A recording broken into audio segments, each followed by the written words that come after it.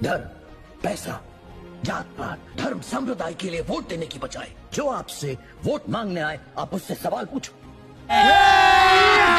अभी मजा आएगा ना भिड़। पूछो उससे कि अगले 5 साल तक तुम मेरे लिए क्या करोगे? मेरे बच्चों की शिक्षा के लिए क्या करोगे? मुझे नौकरी दिलाने के लिए क्या करोगे? मैं अगर बीमार पड़ गया तो मेरे परिवार के लिए क्या करोगे? अगले 5 साल तक तुम मेरे देश को आगे बढ़ाने के लिए क्या करोगे? पूछो। और दोस्तों साहब जी वादे पे वादे करते हैं और हमारे देश के युवा पढ़ लिख कर पकौड़े तलते हैं, क्योंकि दोस्तों साहब जी ने युवाओं को नहीं दिया रोजगार। लगता है इस बार जनता कर देगी मोदी के लिए कटोरा तैयार। क्योंकि दोस्तों फिर से फेंकना प्रचंड कर दिया है और जनता के जीवन में आनंद ही आनंद कर दिया है। तो मैं मावजी महाराज को प्रणाम करते हुए, उनके आशीर्वाद लेते हुए आज एक भविष्यवाणी करने की हिम्मत कर रहा हूं।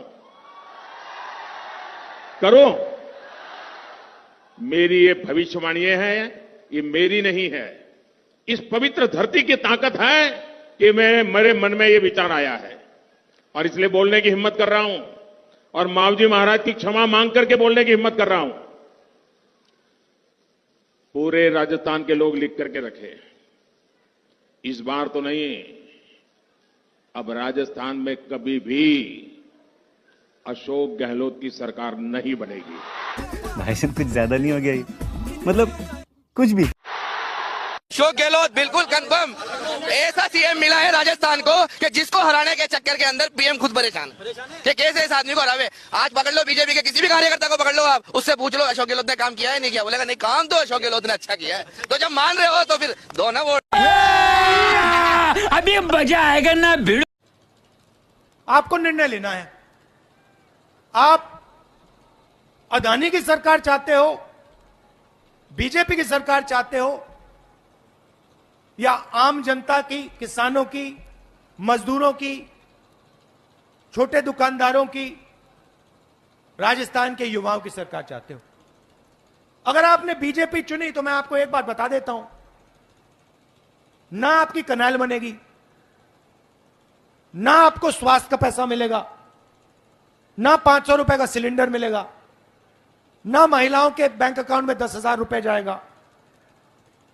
अंग्रेजी स्कूल जो हमने खोले हैं, ये भगवान क्या जुल्म है। जब गुजरात में 2002 में इंसानों की खून की होली खेली जा रही थी, इंसानों के खून की होली खेली जा रही थी, जब एहसान जाफरी की लाश को 100 टुकड़े करके जला दिया गया, बताओ कांग्रेस के सदर तुम कहां थे? बताओ रेवंत रेड्डी तुम कहां थे? तुम कौन सी पार्टी में थे बताओ? आज तुम आकर सेकुलरिज्म की बात करते हो। बताओ जब गुजरात में इंसानों को गाजर मौली की तरह काट कर फेंक दिया जा रहा था, जब खून की होली इंसानियत सिसक रही थी, तुम कौन सी पार्टी में थे बताओ? बताओ तुम आज आकर हमको दर्श देते हो। भाई साहब कुछ ज्यादा नहीं हो गया ये? मतलब कुछ भी। अरे तुम्हारी तारीख को मैं जानता हूं, तुम्हारी एक एक हरकत से मैं वाकिफ हूं। तुम ये समझ रहे हो कि मैं नहीं जानता हूं, मैं सब कुछ जानता हूं। आपको बाखबर कर रहा हूं, 2002 में ये शख्स कहां था पूछ लो इसको। आप पूछो ये कांग्रेसी जब आएंगे बोलेंगे नहीं 2002 की क्यों बात कर रहे हो, अब 2023 है। याद रखो, अक्लमंद कामयाब वही है जो 2 बार एक सुराख से नहीं डसा जाता। तुमने नहीं सुना बुजुर्गों से कि अक्लमंद वो है जो 2 बार एक सुराख से सांप से वही सांप से नहीं डसा जाता। नहीं सारुण के यहाँ कुछ तो गड़बड़ है, जरूर कोई ना कोई गड़बड़। तो एहतियात बरतिए। कांग्रेस के जमाने में क्या कुछ नहीं हुआ, क्या कुछ नहीं हुआ। इनके जमाने में फसाद, हर त्योहार में गड़बड़, कर्फ्यू होती थी, मगर ये शख्स जो इनका अध्यक्ष है ये आरएसएस से आया हुआ और आज आकर मेरी शेरवानी तक आ गया। बोला कि शेरवानी पे ताल्लुक से कह दिया, ये असदुद्दीन पर हमला नहीं था, ये आप पर हमला था, ये आपके घर पर हमला था, ये आपकी तहजीब पर हमला था। ये अपनी जबान से जो गंदगी, भाई साहब कुछ ज्यादा नहीं हो गया ये? मतलब कुछ भी गंदगी अदा किया, वो अपनी जहनियत की अक्कासी कर रहा था। जो दिल में नफरत थी आपके और हमारे मेरे ताल्लुक से, उसने अपनी जबान पर ला लिया। यह भी एक वजह है आपको। मेरी तकरीर का पूरा निचोड़ यही है कि सब आरएसएस, बीजेपी, फाशिस्ट ताकतें मिलकर मजलिस इत्तेहाद और मुस्लिमीन से मुकाबला करने के लिए आ रहे। मेरे भाई, मेरे बुजुर्गों, मैं तुमसे सिर्फ दरख्वास्त कर सकता हूं, अल्लाह से भीख मांग सकता हूं कि परवरदिगार इत्तेहाद को पैदा कर लीजिए, अपने इत्तेहाद को और मजबूत कर लीजिए।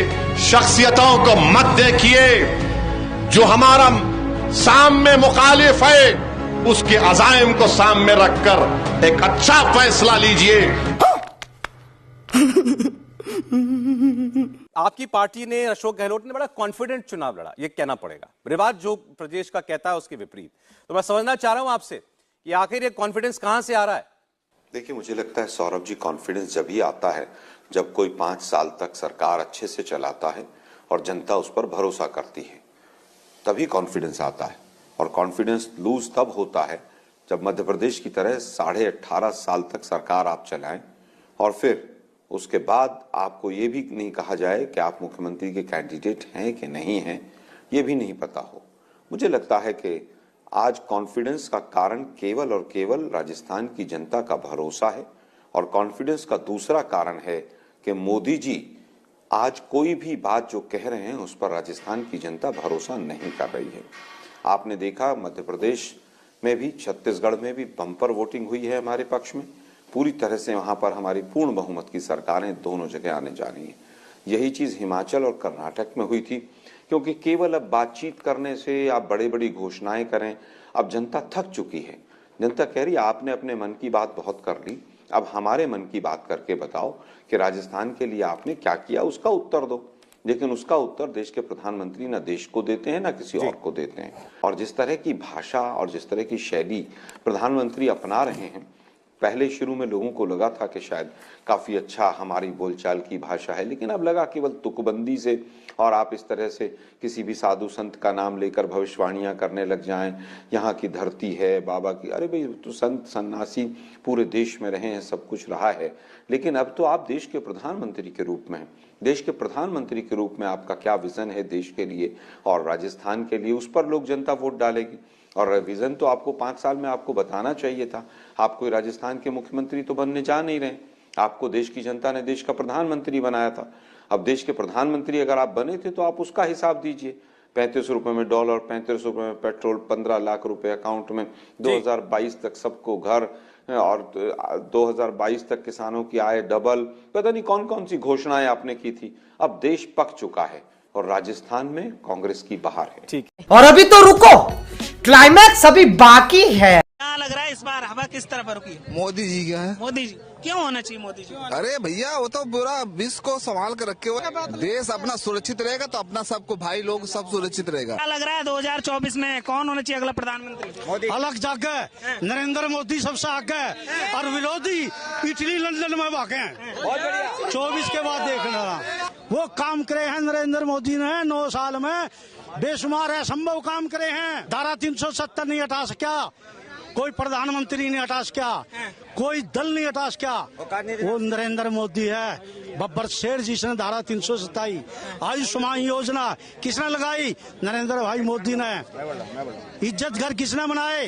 नरेंद्र भाई मोदी ने। आपको लाल चौक तक भी नहीं पहुंच पाते थे, वो वहां तक पहुंचवाने का काम किया, ठीक है, वहां पे जाके तिरंगा अपना फहरा रहे, ठीक है, तो ये मेंटेन करता है सर। और इस देश का युवा को यही चाहिए, जो चैलेंजिंग मुद्दा था उसको पूरा करने का मोदी जी काम किए। जो देश का युवा है, जो महिला है, सब कोई मोदी जी को समर्थन करती है, क्योंकि सबका सपना सबका पूरा करने का काम मोदी जी किया सर। अब तो मोदी जी आएंगे 100%। हाँ, क्यों मोदी जी? क्यों मोदी जी ने काम किए हैं। क्या काम किया? काम तो इतना किए जो कभी हमने सोचा भी नहीं था। ये इतना 9-10 साल में इतना काम हो जाएगा।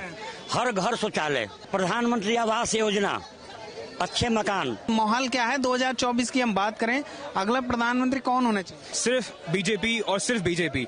चाहे इन्होंने एक गठबंधन बना लिया है इंडिया अलायंस के नाम से, ये लोग कुछ भी कर ले, ये कितने भी गठबंधन बना ले, कितनी पार्टियां जोड़ ले, लेकिन अगर जो आएगा वो सिर्फ मोदी जी है, मोदी जी है। खत्म, bye bye, tata, goodbye, गया।